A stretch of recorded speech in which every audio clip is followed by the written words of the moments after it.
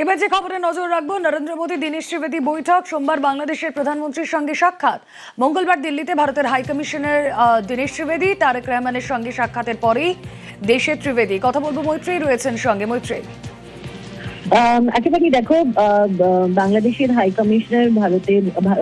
ভারতের high commissioner Dinesh Trivedi তিনি গতকালই তারেক রহমানের সঙ্গে বৈঠক করেন এবং তার 24 ঘন্টা কাটার আগেই ভারতে এসে প্রধানমন্ত্রী নরেন্দ্র মোদীর সঙ্গে দেখা করলেন দীনেশ ত্রিবেদী এবং তাদের দুজনের মধ্যে বেশ কিছুক্ষণ কথা হয়।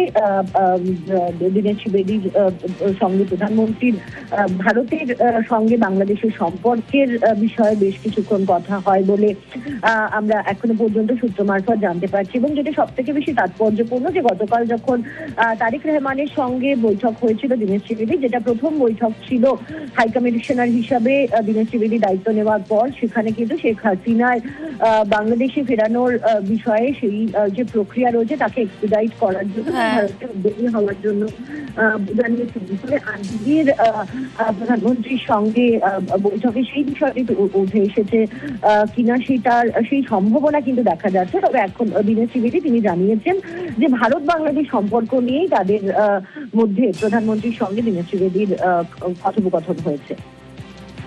ওকে।